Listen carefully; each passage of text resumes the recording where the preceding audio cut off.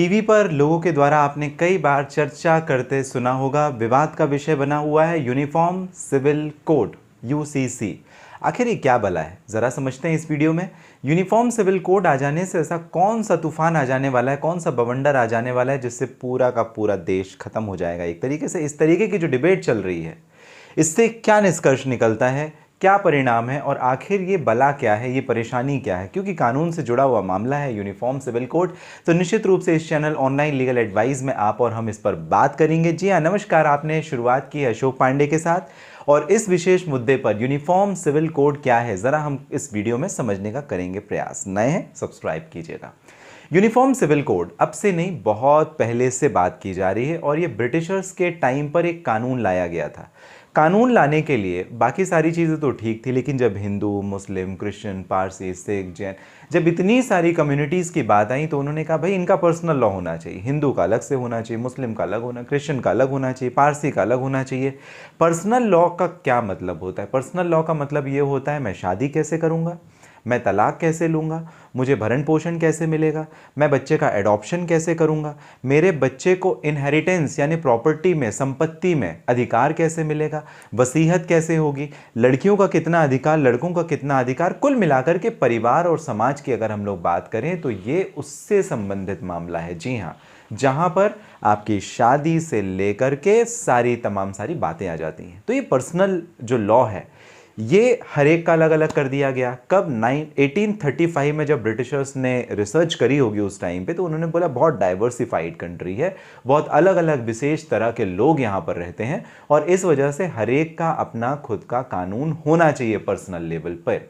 हिंदू के लिए Hindu marriage act they दिया 1955 का कानून, और जो सेक्युलर है उनके लिए स्पेशल मैरिज एक्ट एक बना दिया, मुस्लिम के लिए अलग से दे दिया, क्रिश्चियन के लिए अलग, पारसी के लिए अलग, ऐसे हर एक समुदाय के लिए उन्होंने उठा के अलग कर दिया।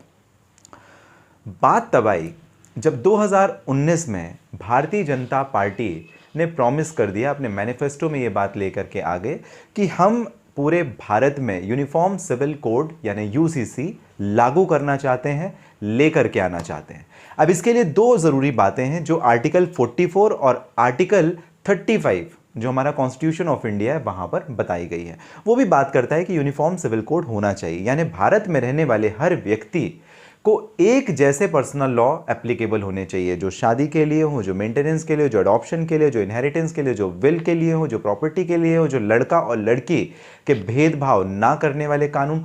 तो इन सारी चीज़ों पर, सक्सेशन से संबंधित जो कानून, तो सभी को बराबर का एक दर्जा मिलना चाहिए, बराबरी के साथ में इन्हें जो अधिकार होने चाहिए और किसी के साथ में कोई भेदभाव नहीं होना चाहिए। भारत का संविधान भी तो यही कहता है कि आप किसी को स्पेशल प्रिविलेज नहीं दे सकते। सपोज डेट मैं हिंदू हूँ, मुझे प्रिविलेज क्यों मिलना चाहिए?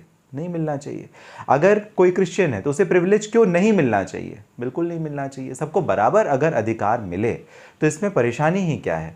लेकिन डिबेट का मुद्दा ये है कि मेरी पूजा पद्धति अलग हो सकती है, मुस्लिम की पूजा पद्धति अलग हो सकती है, क्रिश्चियन की कुछ अलग हो सकती है, या किसी और धर्म संप्रदाय के जो लोग हैं उनकी कुछ अलग हो सकती है। तो इस वजह से उनका कहना है कि जो हमारे बेसिक रिलीजियस स्क्रिप्चर्स हैं, जो हमारी किताबें हैं, जो हमारे धर्म ग्रंथ हैं, उनमें जिस तरह से हमारे धर्म को फॉलो करने के लिए कहा गया है, अनुसरण करने के लिए कहा गया है, हमारे जो पर्सनल राइट्स हैं जो गवर्न होने चाहिए पर्सनल लॉ को लेकर के, वो उन्हीं जो हमारे धर्म ग्रंथ हैं उनके आधार पर होनी चाहिए। सरकार ऐसा कहती है, कानून ऐसा कहती है कि हम किसी धर्म को नहीं मानते, हमारे लिए सभी धर्म जितने भी हैं वो सब के सब बराबर हैं और इस वजह से हम चाहते हैं कि यूनिफॉर्म सिविल कोड लागू हो। इसी बात को लेकर के मुद्दा उठा हुआ है। पर्सनली अगर आप बात करें मेरी, मैं खुद एज बीइंग लॉयर, मैं चाहता हूं कि यूनिफॉर्म सिविल कोड होना चाहिए। अब इसके हो जाने से और नहीं होने से क्या प्रभाव होगा? नहीं हुआ तो वैसी ही स्थितियां चलती रहेंगी, परिस्थितियां वैसी ही चलती रहेंगी जैसी थी। हम हर एक को संप्रदाय के आधार पर, जाति के आधार पर, धर्म के आधार पर हमने अभी तक बांटा है, बांटते रहेंगे। तो उसी आधार पर हम आगे भी इस प्रोसेस को कंटिन्यू करते रहेंगे, जो कि 1835 ब्रिटिशर्स के समय से जो चला आ रहा था। या कि एक समय है जब हम इस नियम को, इस कानून को बदल दें। इस कानून को अगर हम बदल देंगे तो काफ़ी सारे जो कानून हैं वो ख़राब हो जाएंगे, उनकी फिर कोई रेलेवेंसी नहीं रह जाएगी। जैसे हिंदू मैरिज एक्ट की कोई रेलेवेंसी नहीं रह जाएगी, मुस्लिम लॉ की कोई रेलेवेंसी नहीं रह जाएगी, मुस्लिम पर्सनल लॉ भी इनफैक्ट कोई प्रिविलेज नहीं रखेगा, क्रिश्चियंस के लिए जो लॉ है वो भी कोई प्रिविलेज नहीं रहेगा, यहाँ तक कि जो स्पेशल मैरिज एक्ट है उसकी भी कोई अस्तित्व नहीं रह जाएगा। तो ये जो सारे कानून हैं, चाहे वो एडॉप्शन से लेकर के हों या मेंटेनेंस को लेकर के हों, सब एक अलग हो जाएंगे। एक नया ड्राफ्ट आएगा जो पूरे के पूरे इंडिया में लोगों के ऊपर एप्लीकेबल होगा। सरकार इसे कैसे लागू करेगी ये तो सरकार ही ज़्यादा बेहतर तरीके से समझ सकती है, लेकिन इसका विशेषता कानूनी भाषा में यदि समझे, कानून के पक्ष में समझे, तो मुझे ऐसा नहीं लगता कि इसके कुछ दुष्प्रभाव हैं। इससे फ़ायदा ही है आगे आने वाले समय में भी और फिलहाल के समय में भी, क्योंकि पूरे देश में अगर एक जैसा कानून हो, हर एक के ऊपर एप्लीकेबल हो, एक जैसी संहिता हो, तो उसमें कोई भी दो मत की बात नहीं है, इससे फ़ायदे की बात है। तो यूनिफॉर्म सिविल कोड एक ऐसा कानून है जो पर्सनल लॉ के लिए है और वो सभी धर्मों को समेटकर एक कानून बनाएगा जो हर एक व्यक्ति के ऊपर बराबरी से लागू होगा, चाहे शादी के लिए हो, तलाक के लिए हो, तलाक को छोड़ करके मेंटेनेंस के लिए हो, एडॉप्शन के लिए हो, विल के लिए हो, सक्सेशन के लिए हो।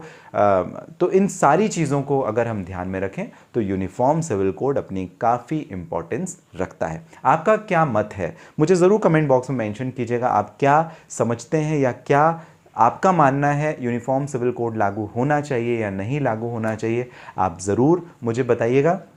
इसके साथ में हम article 44, article 35 constitution of India के बारे में भी बात करेंगे जो यूनिफॉर्म सिविल कोड को सपोर्ट करता है। केवल और केवल अभी तक इकलौता राज्य है भारत में ऐसा, जो कि गोवा, अभी नहीं, पुर्तगालीज के समय से वहाँ पर यूनिफॉर्म लॉ चला आ रहा है और यूनिफॉर्म लॉ जो है वो सभी धर्मों और संप्रदाय के लिए गोवा में एप्लीकेबल है और गोवा की टेरिटरी में जितने भी धर्म के आधार पर उन पर किसी भी तरह से भेदभाव ना करते हुए एक समान संहिता लागू होती है, जो कि यूसीसी का ही एक छोटा सा एग्जाम्पल है। लेकिन यही एग्जाम्पल अब जो सेंट्रल गवर्नमेंट है वो ऑल ओवर इंडिया इंप्लीमेंट करना चाहती है। आपका जो मत है ज़रूर मुझे कमेंट बॉक्स में मेंशन कीजिएगा। आपने जो कीमती और महत्वपूर्ण समय मुझे यानी अशोक पांडे को दिया, इसके लिए